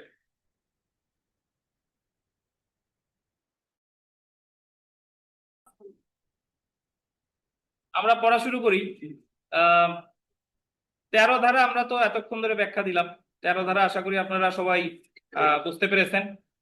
তো এখন যেটা দেখবো, আমরা চলে আসি, দেখেন চুক্তির আংশিক কার্য সম্পাদন। পাইছেন? চুক্তির আংশিক কার্য সম্পাদন। আংশিক কার্য সম্পাদন আসলে কাকে বলে এটা আমার বুঝতে হবে। চুক্তিতে যে যা ছিল পুরোপুরি তাই পালন করা হলে সেটা বলে সুনির্দিষ্ট কার্য সম্পাদন। আর চুক্তিতে ছিল যা টোটালি সেইটা পালন করা যাচ্ছে না, অর্ধেক পালন করা যাচ্ছে বা অর্ধেকের বেশি বা অর্ধেকের কম, মানে পুরোটা যাচ্ছে না, সেটাকে বলে হচ্ছে চুক্তির আংশিক কার্য সম্পাদন। ব্যাপারটা অনেকটা এরকম যে একজন লোক 100 বিঘা জমি বিক্রি করতে চাইছে, চুক্তি বায়না চুক্তিতে 100 বিঘাই লেখা আছে, বাট পরে জানা গেল সে 98 বিঘার মালিক, 2 বিঘার মালিক সে না। তখন আদালত যদি বলে যে ঠিক আছে তুমি 98 বিঘাই বেচো, 98 বিঘায় বিক্রি করো, এটা বলে আংশিক কার্য সম্পাদন, কারণ পুরোটা সে কার্য সম্পাদন করতে পারতেছে না। তো এই আংশিক কার্য সম্পাদন সম্পর্কে সুনির্দিষ্ট প্রতিকার আইনের 14 থেকে 17 ধারা পর্যন্ত আলোচনা করছে। কত থেকে কত? 14 থেকে 17। তো প্রথমে আমরা আসি 14 ধারা। তো যদি আপনাকে বলে যে চুক্তির আংশিক কার্য সম্পাদন সম্পর্কে কত থেকে কত ধারা আলোচনা করছে? 14 থেকে 17। তাহলে প্রথমে আমরা চলে আসি ধারা 14, যেখানে চুক্তির অসম্পাদিত অংশ ক্ষুদ্র। বল দিবেন অসম্পাদিত অংশ কি? ক্ষুদ্র। আগে আমার কথা শুনেন, তারপরে আমরা এখানে মানে দাগাবো। অসম্পাদিত অংশ ক্ষুদ্র বললে কত ধারা? 14 ধারা। ধরেন একজন ব্যক্তি, যিনি বিক্রেতা, তিনি 100 বিঘা জমি বিক্রি করার জন্য চুক্তি করতে ক্রেতার সাথে। ক্রেতা ধরেন একটা ওষুধের ফ্যাক্টরি দিতে চাই, তাহলে বিক্রেতা বিক্রি করতে চাইছে কত? 100 বিঘা। বায়না চুক্তি হলো। পরবর্তীতে যখন দলিল করতে যাবে তখন ক্রেতা জানতে পারলো যে এই 100 বিঘার মধ্যে 98 বিঘার মালিক বিক্রেতা, কিন্তু 2 বিঘার মালিক বিক্রেতা না। তাহলে এই জায়গায় অসম্পাদিত অংশ কি? ক্ষুদ্র। এবং এই জায়গায় ক্রেতা যদি বলে যে আমার 100 বিঘাই দরকার, 98 বিঘাতে আমার কাজ হবে না, তাহলে সংক্ষুব্ধ কে হবে বলেন তো? মামলা কে করবে? ক্রেতা কিনতে চাইতেছে না, তাহলে মামলা করবে কে? বিক্রেতা। আর যদি উল্টা হয়, বিক্রেতা বললো যে ভাই আমি 100 বিঘা বেচতে চাইছিলাম, যেহেতু আমি 100 বিঘার মালিক না, 98 বিঘার মালিক, তাহলে আমি এখন আর বিক্রি করব না, তাহলে সংক্ষুব্ধ কে? ক্রেতা। বুঝেন কিনা? তাহলে এই জায়গা যেই সংক্ষুব্ধ হোক না কেন, দুইজনই মামলা করতে পারে। দুইজনই মামলা করলে আদালত বিক্রেতারে বলবে যে বাবাজি তুমি 98 বিঘা বুঝাই দাও, আর 2 বিঘার জন্য তুমি ক্ষতিপূরণ দিবা। তাতে মামলাটা যেই করুক না কেন ক্ষতিপূরণ 14 ধারায় সবসময় দেবে কে? বিক্রেতা। যদি ক্রেতা মামলা করে তাহলে আদালত বিক্রেতারে বলবে যে তুমি 98 বিঘা বিক্রি করো আর 2 বিঘার জন্য কি দেবা? ক্ষতিপূরণ দেবে। মানে বলতে পারে যে 2 বিঘার মূল্য তোমারে দিবে না। যদি বিক্রেতা মামলা করে তখন আদালত ক্রেতারে বলবে যে তুমি 98 বিঘা কিনো, 2 বিঘার দাম তোমার দেওয়া লাগবে না। তাহলে 14 ধারায় মামলা যে কেউ করতে পারে, যে কোনো পক্ষেই ডিক্রি দিতে পারে, কিন্তু ক্ষতিপূরণ দিবে সর্বদা কে? বিক্রেতা। ক্ষতিপূরণ কে দিবে সর্বদা? বিক্রেতা। তাহলে 14 ধারায় আমার মনে রাখতে হবে অসম্পাদিত অংশ কি? ক্ষুদ্র। আর মামলা করলে যে কোনো পক্ষের অনুকূলে আংশিক কার্য সম্পাদনের ডিক্রি দিতে পারে, বাট ক্ষতিপূরণ সর্বদা দিবে কে? বিক্রেতা। বুঝেন কিনা কাহিনী? মাহবুব সাহেব কি বুঝতেন দেই বলেন, 14 ধারার বিষয়বস্তু কি বলেন? বিষয়বস্তু হচ্ছে অসম্পূর্ণ অংশ ক্ষুদ্র, হ্যাঁ, আর এই ক্ষুদ্রের জন্য মামলা দুই পক্ষই দিতে পারে। হুম, যে পক্ষই কি করুক, মামলা করুক, ক্ষতিপূরণ দিতে বাধ্য হলো বিক্রেতা। ক্ষতিপূরণ সর্বদা দিবে কে? বিক্রেতা। বিক্রেতা। দেখেন তাহলে 14 ধারাটা আমরা একটু পড়ে ফেলি। যেখানে চুক্তিভুক্ত একটি পক্ষ তার নিজের অংশের সম্পূর্ণ কাজ করতে অসমর্থ, কিন্তু অসম্পাদনযোগ্য অংশ সম্পূর্ণ অংশের তুলনায়, আন্ডারলাইন করবেন, সম্পূর্ণ অংশের তুলনায় মূল্যের দিক থেকে কি সামান্য, আন্ডারলাইন করে সামান্য। হ্যাঁ, আসসালামু আলাইকুম। আচ্ছা, তো আমরা এটা একটু পড়ি, দেখেন একটু সময় নষ্ট হলো। দেখেন 14 ধারা, যেখানে চুক্তির অসম্পাদিত অংশ ক্ষুদ্র, যেখানে চুক্তিবদ্ধ একটি পক্ষ তার নিজের অংশের সম্পূর্ণ কাজ করতে অসমর্থ, কিন্তু অসম্পাদনযোগ্য অংশ সম্পূর্ণ অংশের তুলনায় মূল্যের দিক হতে কি দেখেন সামান্য এবং অর্থের মাধ্যমে ক্ষতিপূরণযোগ্য, সেখানে আদালত যে কোনো পক্ষের মামলায়, এটা বলতেন যে কোনো পক্ষের মামলায়, যে কোনো পক্ষ মানে কে? ক্রেতা অথবা বিক্রেতা, যতটুকু সম্পাদন করা যেতে পারে ততটুকু সুনির্দিষ্ট কার্য সম্পাদনের আদেশ দিয়ে বাকিটুকুর জন্য আর্থিক ক্ষতিপূরণের আদেশ দিতে পারে। কত ধারায়? 14। এবং এই জায়গায় আর্থিক ক্ষতিপূরণ সর্বদা দিবে কে? বিক্রেতা। উদাহরণ দেখেন, এখানে আমি যে উদাহরণ পড়াইছি এটা অন্য টাইপের আর একটা। জাবেদ কাদেরের নিকট 10 বিঘা জমি বিক্রির জন্য চুক্তিবদ্ধ হয়। পরে অনুসন্ধানে দেখা যায় ওই 10 বিঘা জমির মধ্যে 1 বিঘা জমিতে জাবেদের কোনো সত্ত্ব নাই। 1 বিঘা জমি জাবেদ চুক্তি মোতাবেক বিক্রি করতে অসমর্থ, এই অজুহাতে সে চুক্তি মোতাবেক কাজ সম্পাদনের দায় হতে অব্যাহতি পাবে না। এই অবস্থাতে জাবেদ তার সত্ত্ব দখলীয় 9 বিঘার জন্য বিক্রয় কবলাদলিল সম্পাদন ও 1 বিঘার জন্য ক্ষতিপূরণ দিতে কি থাকবে? বাধ্য থাকবে। তাতে মামলা জাবেদ করুক আর কাদের করুক, ক্ষতিপূরণ সর্বদা দিবে কে? জাবেদ। বুঝছেন? 14 ধারা বুঝেন নাই কে বলেন? অনলাইন অফলাইন মিলিয়ে বলেন। 14 ধারা বুঝছেন সবাই? 14 ধারা অসম্পাদিত অংশ সামান্য, যে কারো মামলা করলে তার পক্ষে ডিগ্রি দিতে পারে, অসম্পাদিত অংশের জন্য ক্ষতিপূরণ দিবে কে? সর্বদা বিক্রেতা। 15 ধারায় আসি, যেখানে চুক্তির অসম্পাদিত অংশ গোল দিবেন উল্লেখযোগ্য অংশ। এই জায়গায় অসম্পাদিত অংশ কি অংশ? উল্লেখযোগ্য অংশ। অসম্পাদিত অংশ উল্লেখযোগ্য, এটার অর্থ হলো যে 100 বিঘা বিক্রি করতে চাইছে, কিন্তু দেখা গেল সে 60 বিঘার মালিক, 40 বিঘার মালিক না, বা 50 বিঘার মালিক, 50 বিঘার মালিক না, বা 10 বিঘার মালিক, 90 বিঘার মালিক সে না। উল্লেখযোগ্য মিন্স যে কোনো কিছু হতে পারে। এখন তাহলে সেই ক্ষেত্রে কি হবে? সেই ক্ষেত্রে 15 ধারায় বলতেছে যে এই জায়গায় বিক্রেতা যদি, মানে ক্রেতা যদি কিনতে না চায়, ক্রেতা যদি বলে যে আমার দরকার হলো 100 বিঘে, আমি 50 বিঘে দিয়ে কি করবো, এটা আমার উদ্দেশ্য হবে না, ক্রেতা আমি কিনতে যাচ্ছে না, তাহলে বিক্রেতা মামলা করলে আদালত বিক্রেতার পক্ষে কোনো ডিক্রি দিবে না 15 ধারায়। বুঝছেন? মানে 15 ধারায় ক্রেতারে বাধ্য করা যাবে না সে যদি কিনতে না চায়। 14তে কিন্তু বাধ্য করা যেত। তবে 15 ধারায় বলছে যে যদি ক্রেতা, ধরেন বিক্রেতা বিক্রি করতে চাইতেছে না, বললো যে আমি এই আমাদের মাহবুব সাহেবের মতো দাঁড়িয়ে লোক, যে আমি বলে ভুল করে ফেলছিলাম, যে আমি তো 100 বিঘের মধ্যে 20 বিঘের মালিক, 80 বিঘের মালিক না, এখন আমার অনুশোচনা বোধ হইতে আমি এই 20 বিঘা বেচবো না। কিন্তু আমাদের তানবিন সাহেব বলতেছে যে মাহবুবের যা আছে তাই আমি কিনতে রাজি ওনার। তখন আদালত বলবে যে ঠিক আছে তানবিন 100 বিঘা বিক্রি করতে চাইছিল 1 কোটি টাকা দিয়া, তো তুমি ওই 20 বিঘা যদি নিতে চাও তোমার ওই 1 কোটি দেওয়া লাগবে। এই জায়গায় মাহবুব কোনো ক্ষতিপূরণ দিতে পারবে না, যদি নাও তো নাও, না নিলে নাই। তাহলে 15 ধারায় প্রতিকার পেতে পারে ক্রেতা, তবে ক্রেতা এই ক্ষেত্রে কোনো কি পাবে না, ক্ষতিপূরণ পাবে না। ক্ষতিপূরণ পাবে না। কিন্তু 14 ধারায় ক্ষতিপূরণ পাবে। পেত, 15 ধারায় ক্ষতিপূরণের কোনো সম্ভাবনা নেই। বোঝা গেল? যদি 100 বিঘার মধ্যে 1 বিঘার মালিক হয় এবং 1 বিঘা কিনতে চায় ক্রেতা, তাহলে ওই 100 বিঘার দাম দিয়েই কিনতে হবে। বুঝতে পেরেছেন? আচ্ছা, এই যে দেখেন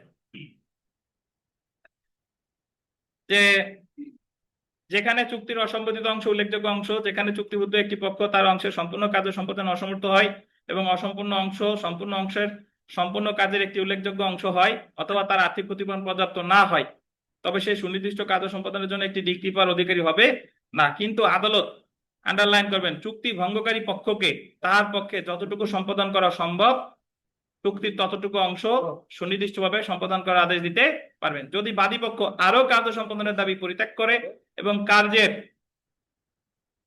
ত্রুটির জন্য অথবা বিবাদী কর্তৃক চুক্তি ভঙ্গের দরুন সকল ক্ষতিপূরণের অধিকার কি করে, পরিত্যাগ করে, তাহলে এই ক্ষেত্রে যিনি বাদী তাকে ক্ষতিপূরণের কি করতে হবে, দাবি কি করতে হবে, পরিত্যাগ করতে হবে, তাহলে কিন্তু আদালত দিতে পারে।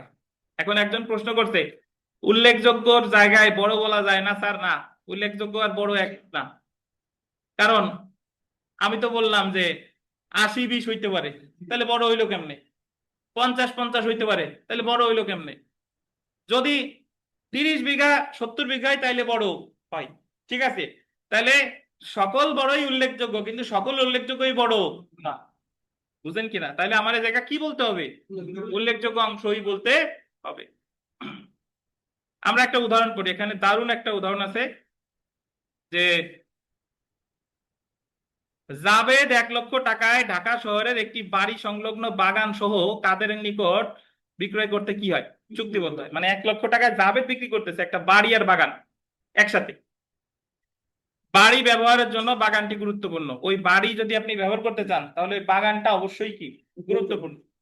পরে দেখা যায় বাগানটি বিক্রয় করা জাবেদের আইনগত কোনো অধিকার, দেখা গেল যে বিক্রি করতে যাচ্ছে বাড়ি আর বাগান, পরে জানা গেল সে বাড়িরই মালিক, বাগানের মালিক সে না।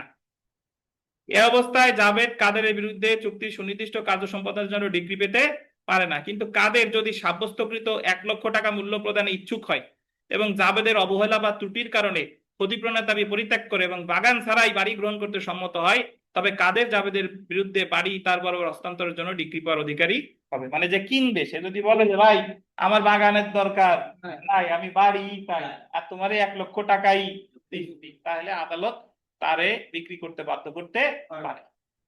এটা কত ধারা? 15 ধারা। মাসুদ, ওয়ালাইকুম আসসালাম। জি, তো তাহলে আমরা 14তে অসম্পাদিত অংশ সামান্য আর 15তে অসম্পাদিত অংশ বড় বলা যাবে না, কি বলতে হবে, উল্লেখযোগ্য। আমরা 16তে চলে আসি এবং এই যে পেজটা দিলাম এটা আপনি যদি মনে রাখেন আপনার লিখিত প্রস্তুতি এই জায়গা হয়ে গেছে এই প্রশ্নের এই ধারা। তো 16 ধারা দেখেন, চুক্তির সুনির্দিষ্ট অংশের কার্য সম্পাদন। চুক্তির সুনির্দিষ্ট অংশ শব্দটা বলতেন, সুনির্দিষ্ট অংশ।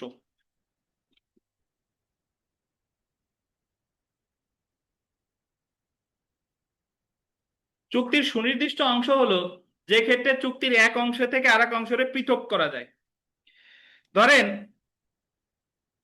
2 ভাই জমি বিক্রি করতে চাইছে, তারা চুক্তিও করছে, রহিম আর করিম। রহিম বিক্রি করবে 1 বিঘা, করিম বিক্রি করছে 1 বিঘা, বায়না চুক্তি হয়েছে আমাদের আবুল হোসেন খানের সাথে। তো এখন যখন দলিল করবে তখন রহিম বলতেছে যে আমার 1 বিঘা আমি বিক্রি করব না। কেন করবে না তুমি? কারণ আমার ওই সময় যে চুক্তি করছি আমার চুক্তি ঠিকঠাক মতো হয় নাই। কেন হয় নাই? কারণ ওই সময় আমি ছিলাম নাবালক, আমি মিথ্যা কথা বলে সাবালক হয়ে তোমার কাছে জমি বিক্রি করার চুক্তি করছি। এখন আবুল হোসেন খান যদি মামলা করে যে ওনার ওর ওই সময় ও নাবালক ছিল, বর্তমানে তো সাবালক হয়েছে, তাহলে ওরে জমি বিক্রি করতে বলেন। আদালত বলবে যে আবুল হোসেন খান করিম রে বাধ্য করা যাবে কিন্তু রহিম রে বাধ্য করা যাবে না, কারণ রহিম যখন চুক্তি করছে ওই মুহূর্তে সে ছিল কি নাবালক। আর নাবালকের চুক্তি হলো ভয়েড আব ইনিশিও, মানে শুরু থেকেই বাতিল। এজন্য রহিম রে বাধ্য করা যাবে না, কিন্তু করিম রে বাধ্য করা যাবে। এটারে বলছে চুক্তির স্বতন্ত্র অংশের কার্য সম্পাদন, মানে এক অংশ সম্পাদন করা না গেলেও আর এক অংশ সম্পাদন করা যাবে। অথবা আরেকটা উদাহরণ দিই, গায়িকা মমতাজ কি জেলে নাকি বর্তমানে, না বাইরে, জেলে। মমতাজ ধরেন জেলের উদাহরণই দেই, যে কাশিমপুর কারাগারের সাথে চুক্তি করছে যে আগামী 1 বছর আমি কাশিমপুর কারাগারে গান গাইবো, আর অন্য কোনো কারাগারে গান গাইবো না। তাই চুক্তির দুইটা অংশ, এক হলো কাশিমপুর কারাগারে গান গাইবে, আর অন্য কোনো কারাগারে গান গাইবে না। কয়টা অংশ? দুইটা। এখন মমতাজ রে ভালো খানা পিনা দেয় নাই কারাগারে, সে বললো যে না, কাশিমপুর কারাগারে আমি গান গাইবো না। এখন কাশিমপুর কারাগারে মামলা করে দিছে যে আমাদের কেন গান গাইবে না, ওরা গান গাইতে বাধ্য করেন। তখন আদালত বলবে যে এটা মমতাজের ব্যক্তিগত যোগ্যতা, সো মমতাজ রে কাশিমপুর কারাগারে গান গাইতে বাধ্য করতে পারবে না, কিন্তু অন্য কোথাও যাতে, অন্য কারাগারে যাতে গান না গায়, এটা করাতে তাকে বাধ্য করা যাবে। তাহলে চুক্তির এক অংশ কার্য সম্পাদনের আদেশ দিতে না পারলেও আর এক অংশের কার্য সম্পাদনের আদেশ দিতে পারতেছে। কত ধারা? 16 ধারা। এই 16 ধারাটা অনেকটা আমাদের সামনে গিয়ে পড়বো সুনির্দিষ্ট প্রতিকার আইনের 57 ধারার মতো। তাহলে আপনি চুক্তির আংশিক কার্য সম্পাদন আছে 14, 15, 16, 17। তো তার মধ্যে 14তে বলছে অসম্পাদিত অংশ সামান্য, 15তে বলছে অসম্পাদিত অংশ উল্লেখযোগ্য, আর 16তে বলছে কি চুক্তির স্বতন্ত্র অংশের কার্য সম্পাদন। বুঝতে পারছেন? এই যে দেখেন, যখন চুক্তির একটি অংশের পৃথকভাবে সুনির্দিষ্ট কার্য সম্পাদন করা যায় অথবা করা আবশ্যক হয়, এবং তা একই চুক্তির অন্য অংশতে পৃথক বা স্বাধীনভাবে অবস্থিত, এবং একই চুক্তির অন্য অংশের কার্য সম্পাদন সুনির্দিষ্টভাবে করা যায় না বা আবশ্যক নয়, এমত অবস্থায় আদালত পূর্ববর্তী অংশের সুনির্দিষ্ট কার্য সম্পাদনের আদেশ প্রদান করতে পারবে। উদাহরণ দেখেন, এই যে উদাহরণ আমি যা বললাম সেরকমই। ক ও খ দুই ভাই তাদের পৈতৃক সূত্রে প্রাপ্ত 2 কাঠা জমি বিক্রয়ের জন্য গ এর সাথে চুক্তি করে। পরবর্তীতে মূল দলিল সম্পাদনের সময় দেখা যায় বিক্রয় চুক্তি সম্পাদনের সময় খ ছিল নাবালক। এক্ষেত্রে আদালত ক কে চুক্তি সুনির্দিষ্ট কার্য সম্পাদনের বাধ্য করতে পারলো, খ কে কার্য সম্পাদনের আদেশ দান হতে কি থাকবেন? বিরত থাকবেন। আর 17 ধারায় কি বলছে পরের পেজে দেখেন, যে 17 ধারায় বলা হয়েছে bar in other cases of specific performance of part of contract. পূর্ববর্তী 3টি অর্থাৎ 14 থেকে 16 ধারায় যে কোনো একটির আওতাধীন মামলা ব্যতীত অন্য কোনো ক্ষেত্রে আদালত চুক্তির অংশ বিশেষের কার্য সুনির্দিষ্টভাবে সম্পাদন করার আদেশ প্রদান করবেন। 17 ধারায় বলতেছে যে পূর্ববর্তী 3টি ধারায় চুক্তি সুনির্দিষ্ট কার্য সম্পাদন করা যাবে, আর অন্য কোনো ধারায় কার্য সম্পাদন করা যাবে না। পূর্ববর্তী 3টি ধারা কি কি? 14, 15, 16। বুঝছেন? তাহলে এই 3টা ধারায় কার্য সম্পাদন করা যাবে, বাদ বাকি অন্য ধারায় কার্য সম্পাদন করা যাবে না। কথাগুলো কত ধারায় বলছে? 17 ধারায়। আমরা একটু 18 ধারা এখান থেকে পড়ে ফেলি। 18 ধারা, আচ্ছা মূল বইতে একটু ফেরত যাই, আগে মূল বইতে একটু ফেরত যাই, আসেন। মূল বইয়ের এই জায়গা পড়তেছি না, যেহেতু আমরা পড়ে ফেলছি, তো এই জায়গা পড়তেছি না। ঠিক আছে, এবার আমরা আবার ওই পেজে ফেরত আসি, 18 ধারাটা একটু দেখবো। ত্রুটিপূর্ণ সত্য সম্পূর্ণ বিক্রেতার বিরুদ্ধে ক্রেতার অধিকার, purchaser rights against vendor with imperfect title. ত্রুটিপূর্ণ সত্য সম্পূর্ণ বিক্রেতার বিরুদ্ধে কি অধিকার? ক্রেতার অধিকার। এখানে একটু লেখেন স্বকার্যজনিত বাধা বা স্টোফেল, একটু লিখে রাখেন স্বকার্যজনিত বাধা বা স্টোফেল। স্বকার্যজনিত বাধা বা স্টোফেল।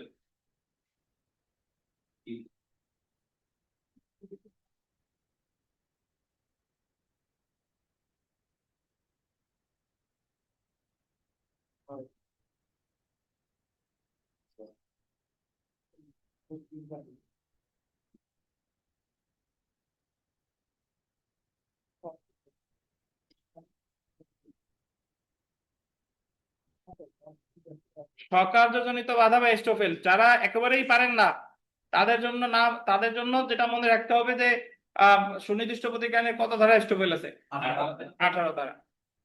আর স্টোফেল কি? স্টোফেল হলো, আমি একটু বুঝাই, যে আপনি আপনার কথা, কাজ এবং আচরণ দ্বারা, কথা কাজ এবং কি আচরণ দ্বারা যদি কাউকে কোনো কাজ করাতে, একবার কোনো কাজ করান, তাহলে পরবর্তীতে আপনি আর সেটা অস্বীকার করতে পারবেন না।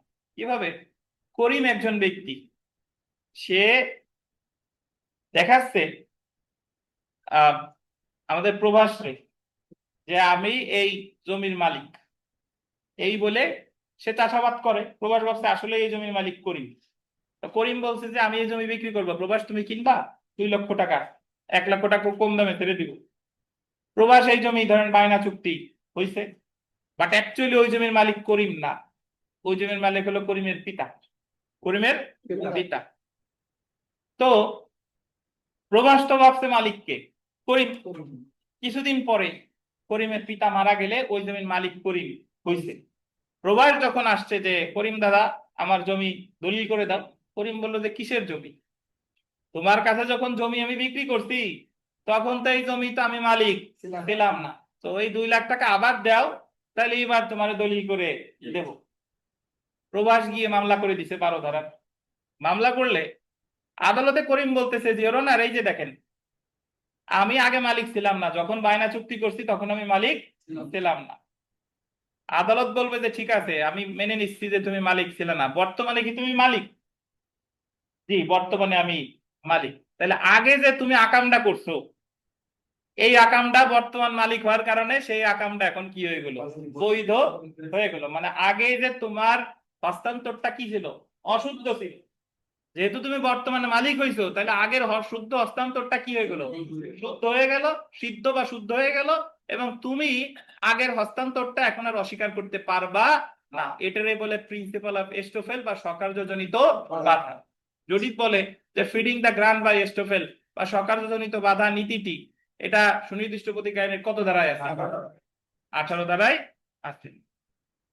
এবং এটা দেখেন, তার মানে এই যে দেখেন এই টাইটেলটা এবার ভালো বুঝবেন যে ত্রুটিপূর্ণ সত্য সম্পূর্ণ বিক্রেতার বিরুদ্ধে ক্রেতার অধিকার। কার সত্য ত্রুটিপূর্ণ ছিল? করিমের। করিম কি বিক্রেতা ছিল না? তাহলে ক্রেতাকে প্রভাস। তাহলে প্রভাসের অধিকার বলছে কত ধারায়? 18 ধারায়। তাহলে এই জায়গায় ক্রেতা যে যে বিক্রেতার সত্য ত্রুটিপূর্ণ তারা কি করতে পারবে? বাধ্য করতে পারবে। বুঝেন কিনা? ক্রেতা যে বিক্রেতার সত্য ত্রুটিপূর্ণ তারে কার্য সম্পাদনে বাধ্য করতে পারবে। কত ধারায়? 18 ধারায়। বুঝতে পারছেন? সো এই প্রশ্ন এই আঙ্গিকেও আসতে পারে যে ত্রুটিপূর্ণ সত্য সম্পন্ন বিক্রেতার বিরুদ্ধে ক্রেতার অধিকার কত ধারায় আছে? 18 ধারায়। একটু পড়ি দেখেন। সুনির্দিষ্ট প্রতিজ্ঞা আইনের 18 ধারা অনুসারে যেখানে কোনো ব্যক্তি একটি নির্দিষ্ট সম্পত্তি বিক্রয় করা বা ভাড়া দেওয়ার চুক্তিতে আবদ্ধ হয়ে হয় যাতে তার ত্রুটিপূর্ণ সত্য রয়েছে, সেখানে ক্রেতা বা ইজারা গ্রহীতার নিম্নোক্ত অধিকার থাকবে। সো এখানে আমরা জাস্ট একটা উদাহরণ পড়ি, উদাহরণটা পড়লেই ভালো হবে।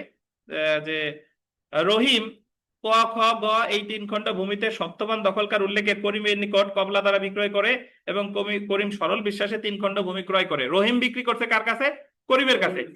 ক্রয়ের পর অনুসন্ধানে প্রকাশ পায় গ খণ্ড ভূমিতে বিক্রয়ের সময় রহিমের দখল থাকলেও তাতে কোনো সত্য ছিল না। প্রমাণ পাইছে যে 3 খণ্ডের মধ্যে 1 খণ্ডতে তার সত্য ছিল না। ওই ভূমিতে সত্য ছিল রহিমের পিতা কাদেরের।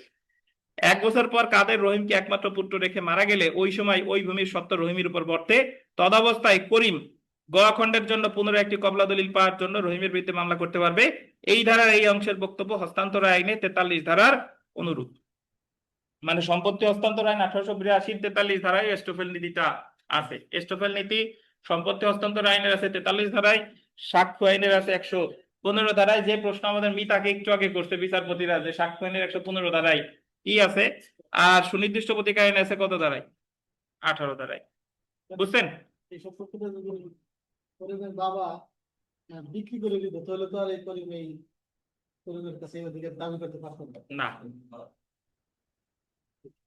হ্যাঁ, যদি করিম ওই যে আমি যে উদাহরণটা দিলাম সেই এই উদাহরণের করিম না, আমার উদাহরণের করিম, যে করিম যদি পরবর্তীতে মালিক না হতো তাহলে তো আর এই প্রশ্ন আসতো না।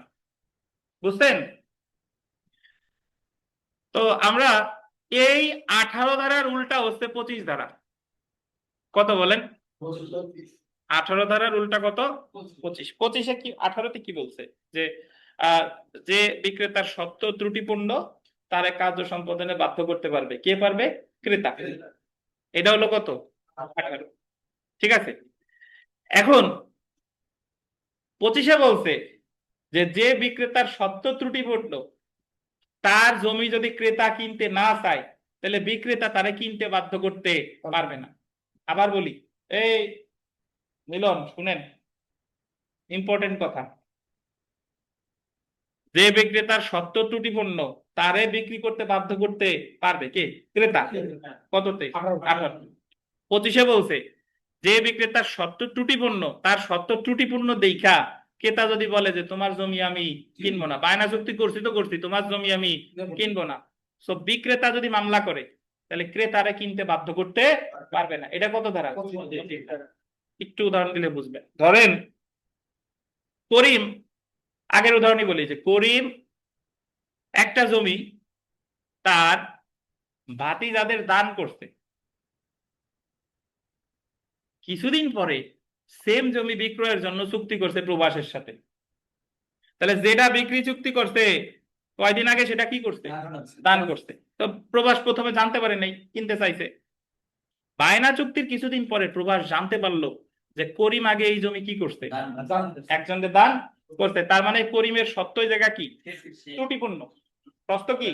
ত্রুটিপূর্ণ। এখন প্রবাস যদি বলে যে দাদা আপনার জমি আমি কিনবো না, তাই এখন মামলা করবে কে? করিম। করিম মামলা করলে আদালত প্রবাসে বাধ্য করতে পারবে না যে তুমি কিনো। এটাই কত ধারা? 25 ধারা। তাহলে 18 রুলটা কত? 25। 18-তে ক্রেতা ত্রুটিপূর্ণ সত্য সম্পন্ন বিক্রেতারে বিক্রি করতে বাধ্য করতে পারবে, আর 25-এ যে বিক্রেতা ত্রুটিপূর্ণ সত্য সম্পন্ন বিক্রেতা ক্রেতারে কিনতে বাধ্য করতে পারবে। বোঝা গেল? এই যে দেখেন, সত্য নেই এমন ব্যক্তি বা অনুমতি নিয়ে বসবাসকারী ব্যক্তি সম্পত্তির বিক্রয় চুক্তি করলে সেক্ষেত্রে সুনির্দিষ্ট কার্য সম্পাদনের আদেশ দেওয়া যাবে কিনা? না। এরূপ বিক্রয় চুক্তি সুনির্দিষ্ট কার্য সম্পাদনের আদেশ দেওয়া যাবে না। সুনির্দিষ্ট প্রতিকার আইন 1877-এর 25 ধারা অনুযায়ী সত্য নেই বা স্বেচ্ছায় অনুমোদিত বসবাসকারী ব্যক্তি কর্তৃক স্থাবর বা অস্থাবর সম্পত্তির বিক্রয় বা এজারা প্রদানের চুক্তি তাদের পক্ষে সুনির্দিষ্টভাবে কার্যকর করা যায় না। যদি সত্য নেই তা জেনেও কি করে বিক্রি করে, নির্ধারিত সময়ের মধ্যে সন্দেহমুক্ত সত্য প্রদানে কি হয়? ব্যর্থ হয়। বিক্রয় বা এজারা চুক্তি হওয়ার আগেই চুক্তির বিষয়বস্তুর ব্যাপারে বন্দোবস্ত হয়ে থাকলে, বন্দোবস্ত হয়ে থাকলে নিচে একটু লেখেন যে আগে দান করলে পরে বিক্রি করলে, একটু যাতে মনে পড়ে। বন্দোবস্ত হয়ে থাকলে মানে হলো আগে দান করতে পরে বিক্রি করতে। বন্দোবস্তর ওই জায়গা একটু গোল দিয়ে লেখেন যে আগে দান করতে পরে কি বিক্রি করতে। এটা হলো বন্দোবস্ত। লিখিত পরীক্ষায় এসআর একটা লিখিত পরীক্ষায় প্রশ্ন আসছে যে দিনেশ একটা সম্পত্তি মালতীরে দান করছে, পরে সে সেম সম্পত্তি দীপবালার মার কাছে বিক্রি করছে। এখন দীপবালার মা যদি কিনতে না চায়, দিনেশ দীপবালার মারে বাধ্য করতে পারবে না, কারণ দিনেশের সত্য কি? ত্রুটিপূর্ণ।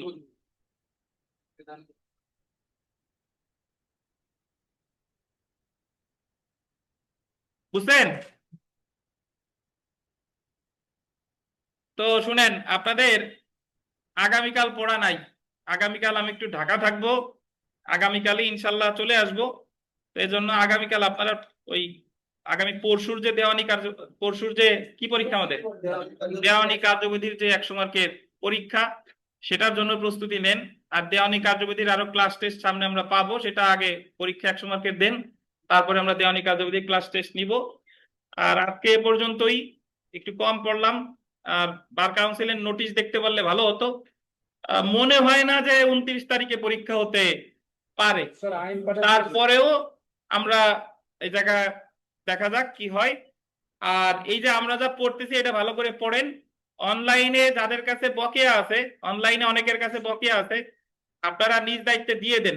ওস্তাদের ফি ঠিকঠাক মতো পরিশোধ করলে ভালোভাবে পাস করে যাবেন ইনশাল্লাহ। তো এজন্য যারা যারা এরকম আছেন, তাহলে শনিবার আমাদের শুক্রবারে 4:30 4:30-এ এসআর অ্যাক্টের ক্লাস, এবং সেই সাথে সাথে কিসের পরীক্ষা?